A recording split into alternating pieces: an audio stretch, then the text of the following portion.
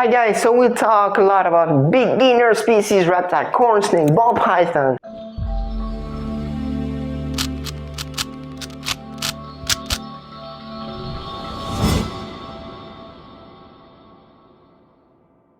So, as you may know, if you are in the reptile hobby, ball pythons and cornsnakes are the most known, the most popular.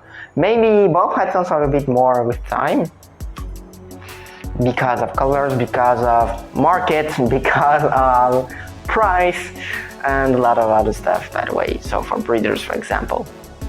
But let's define first what's a beginner reptile for a lot of people. For a lot of people, beginners reptiles are reptiles that you don't actually need to put a lot of effort in it to keep it calm, quiet, to keep it eating, to keep it like the parameters like humidity and temperature, which is now corrected with these ones, with this enclosure.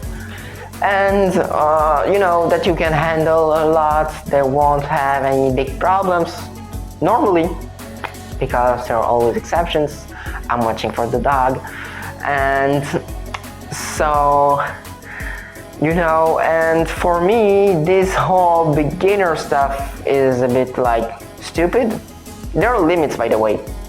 You know, don't keep venomous snakes if you don't have any experience about snakes. That's logical, that's not stupid, that's not just beginner species is not a great word for those pythons and for that. No. But the problem is that when you say this is a beginner species, you say these are the snakes you should have before having any other snakes, which is not true, I think, depending on the snake, not venomous snakes actually. But now let's talk about why ball pythons and why cornsnakes. Why those two?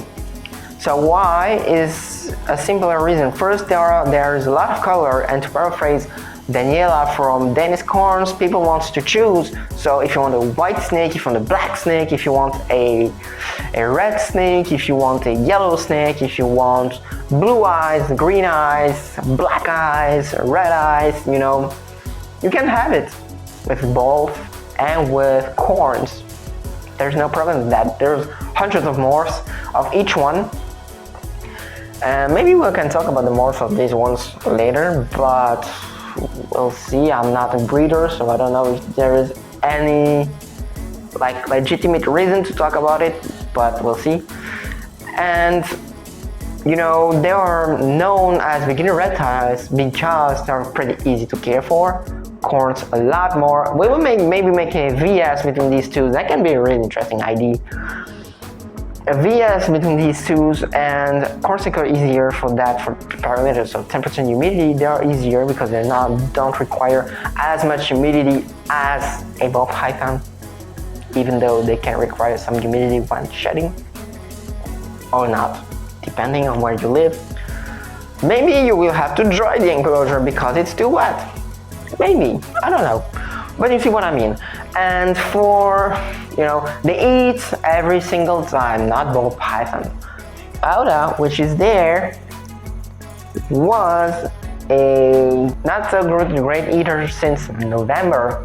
She took 4 rats since November, 4, and I give them, and I feed them every single week. I will go lower stats with that when she will hit some grammage, some size.